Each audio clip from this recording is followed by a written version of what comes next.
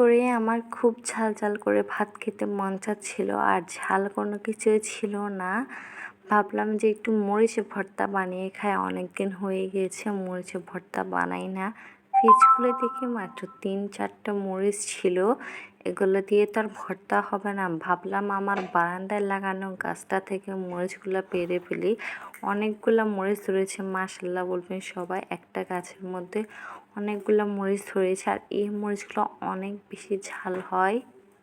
তো সবগুলো মরিচ আমি নিয়ে নিয়েছি। দেখেন অনেকগুলো মরিচ হয়েছে, একদম সবুজ তাজা তাজা, দেখে কিন্তু কাঁচা খেয়ে ফেলতে মন চাচ্ছে। তো এগুলাকে এখন আমি তেলে নিব। একটা প্যান বসিয়ে দিয়েছি, হালকা একটু তেল দিয়ে নিয়েছি, আর মরিচগুলো দিয়ে দিচ্ছি। আর সাথে আমি অর্ধেকটা টমেটো দিয়েছিলাম।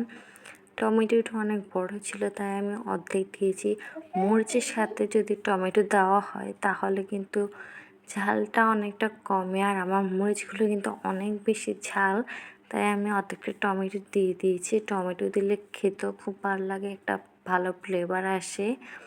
এগুলাকে লো আছে কিছুক্ষণ আমি ভেজে নেব। যখন একটু ভাজা ভাজা হয়ে আসবে তখন আমি নামিয়ে নিব। আর আমি একটা আলু সিদ্ধ করে নিয়েছিলাম, ছোট একটা আলু।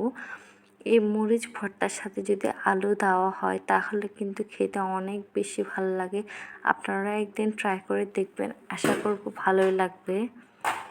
তো সবগুলাকে আমি এখন পাটায় বেটে নিব। যে কোনো ভর্তা পাটায় বাটলে কিন্তু অনেক বেশি খেতে মজা লাগে।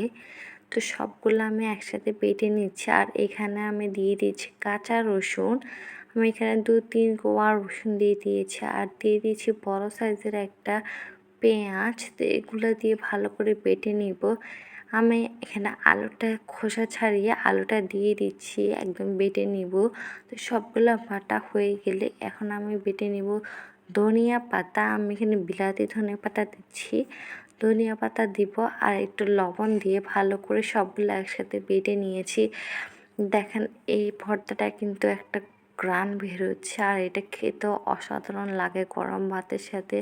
অনেক ঝাল হয়েছিল কিন্তু আমার ভর্তাটা, মরিচগুলো যেহেতু অনেক বেশি ঝাল।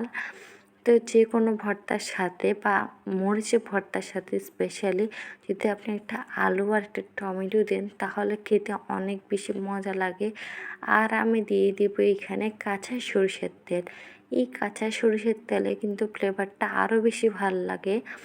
তো এগুলাকে ভালো করে কিছুক্ষণ মিশিয়ে নিচ্ছি। দেখেন পারফেক্টভাবে মেশানো হয়ে গিয়েছে, আর এখন আমি গরম গরম ভাতের সাথে খেয়ে নিব। বাই দ্য ওয়ে, কে কে মরিচের ভর্তা পছন্দ করেন অবশ্যই কমেন্ট করে জানাবেন।